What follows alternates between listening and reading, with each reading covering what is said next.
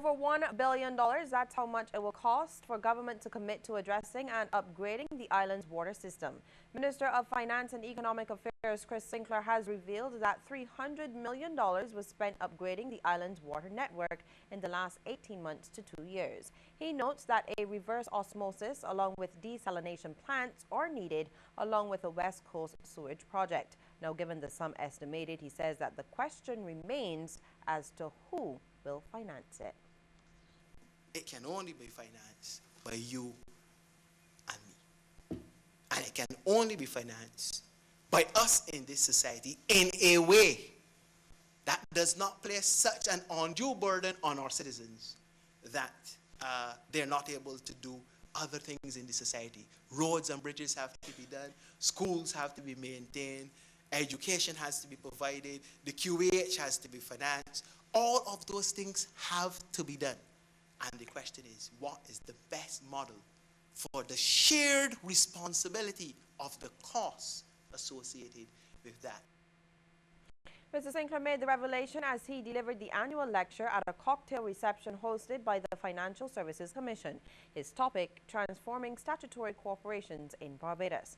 Mr. Sinclair told those gathered that privatization cannot be the solution to all of the problems facing statutory institutions. While admitting that there is no one-size-fits-all solution, he says government is well aware of the action needed to reform state-owned entities. Should some entities be brought back into central government? Should some be privatized? Or can we reform the governance of the statutory boards as to maintain their focus on the equitable, efficient, effective provision of the services which they were established to provide? I submit to you once again that there's no one-size-fits-all generic answer. Each case must be evaluated on its own merits because each organization is different. Well, stakeholders in education are reviewing a policy on cell phone use, and Education Minister Ronald Jones expects it will be rolled out at the start of the new September term. That's the start of the new school year. And while the policy will be put in place, Mr. Jones is advocating for technology to be used sensibly within the schools. September, that policy will be rolled out across primary and secondary schools, which will reinforce and strengthen all of the other initiatives and encourage sensible use of technology. Technology, as you know, is part of our modern world and we can't run away and hide from it. It is all pervasive, it is very present in our environment, in our homes, in our churches. The Barbados Union of Teachers continues to be concerned about environmental issues at several schools across the island. President Pedro Shepherd says schools need to be cleaned properly. He says the BUT will be dealing with the issue over the coming months. We're getting too much of it, and I believe that we have to come to a stage in Barbados where we look at how we take care of our plants. Schools in particular are not cleaned properly. The personnel at the schools responsible for cleaning are not given the materials to clean with, and in some cases the personnel are not capable of doing the job that has to be done. And I believe that the ministry has to look at certainly industrially cleaning all schools during the summer period, which would at least take care of those areas that the janitors and other persons would not be able to get to during the school term. But it is a serious problem and we have to look at it. There's no reason why a school should have mold growing on it.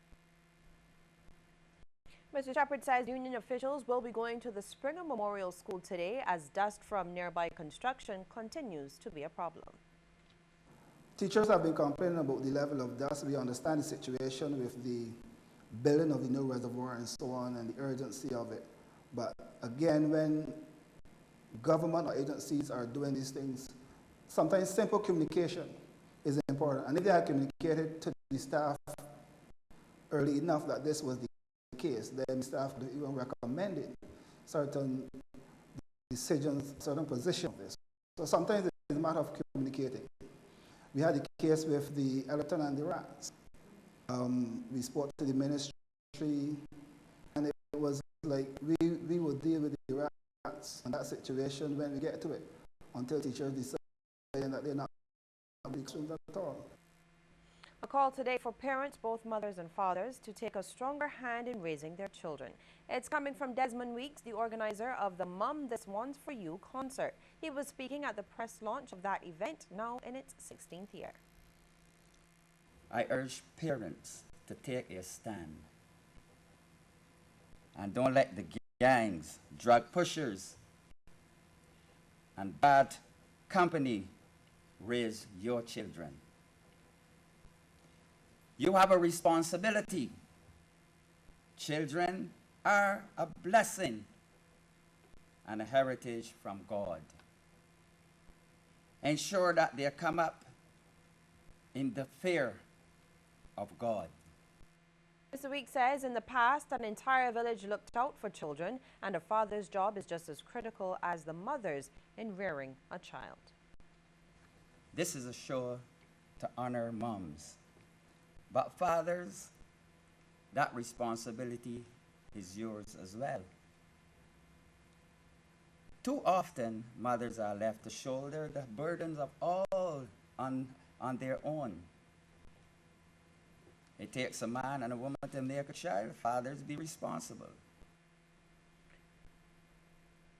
Well, the Barbados Defense Force Band, John King, Adrian Clark, Lil Rick, Mac Fingal, and the Mighty Gabby are among the artists on the card for that show, which comes off on May the 8th.